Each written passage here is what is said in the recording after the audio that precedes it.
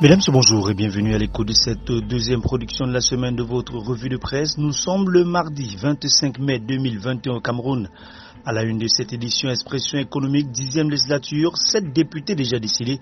2 jours après l'inhumation de son homologue Emilia Monjoali Faka, l'honorable Ngoyedna Marinette est décédé hier 24 mai. Dans la même veine, Émergence avance plutôt mort de 8 députés en 5 mois. 26 mai 1990, naissance du SDF à la recherche d'un nouveau souffle, semble dire l'essentiel du Cameroun. Avec seulement 5 députés à l'Assemblée nationale, le Social-Démocratic Front SDF a perdu son statut de principal parti d'opposition au Cameroun. John Frondi, son leader, quitte bientôt la scène, sa succession est ouverte. Marche, 27 militants du MRC attendus à la cour d'appel, nous informe le jour. Sécurité dans le bassin du lac Tchad, des solutions africaines, titre Cameroun Tribune, la situation sécuritaire au Tchad et l'amélioration de l'action de la force multinationale mixte au centre du sommet extraordinaire de la commission du bassin du lac Tchad qui s'ouvre aujourd'hui dans la capitale du Nigeria.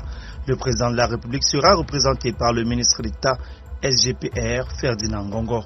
Fonction publique, 493 agents de l'État licenciés. Selon Défi Actuel, les mises en cause sont accusés de n'avoir pas déféré aux convocations du Conseil permanent de discipline de la fonction publique. Émergence abonde dans le même sens, près de 500 fonctionnaires licenciés. Pénétrante est de Douala, l'arrêté de la discorde. Le préfet du Vouri interdit la circulation des camions entre 7h et 21h sur une partie de cet axe. Des opérateurs économiques expriment leur désaccord et redoutent déjà une conjonction du port de Douala, indique Mutation.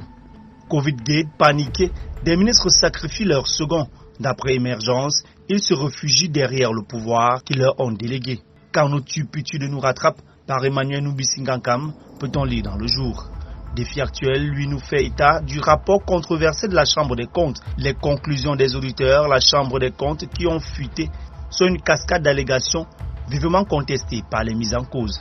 Gestion des fonds Covid-19 selon la Chambre des comptes, le bon, la brute et le truand, écrit Expression économique. Dans le cadre de l'audit récemment engagé par cette juridiction de la Cour suprême, le rapport d'étape révèle le rôle trouble de certains membres du gouvernement, au premier rang desquels Malachi Manaouda du ministère de la Santé, Luc Magloambaga Tangana du ministère du Commerce et Madeleine Chuente en charge de la recherche scientifique. Crise anglophone, le PM appelle le secteur privé au secours.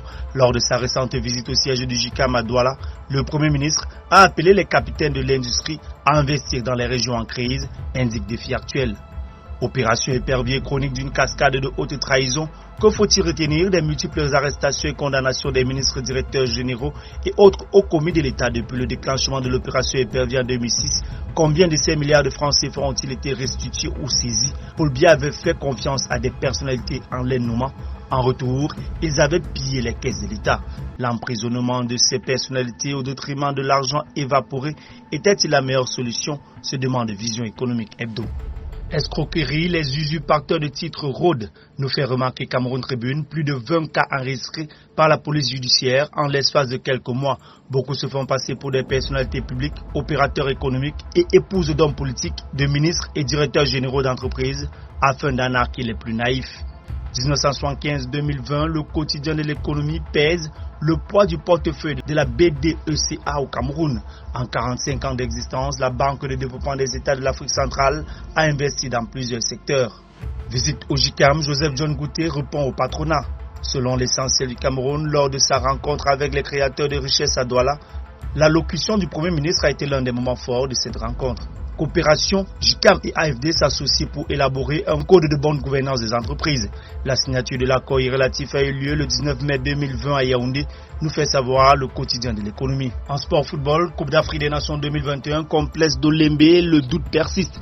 Malgré l'optimisme affiché du ministre Narcisse Moëlle Kombi, l'infrastructure qui aurait dû être prête pour la CAN initialement prévue pour 2019 est encore loin d'être achevée, constate Défi Actuel. Mesdames, Messieurs, merci infiniment de votre aimable attention. Le prochain rendez-vous est pris pour demain mercredi pour la 3e production de la semaine.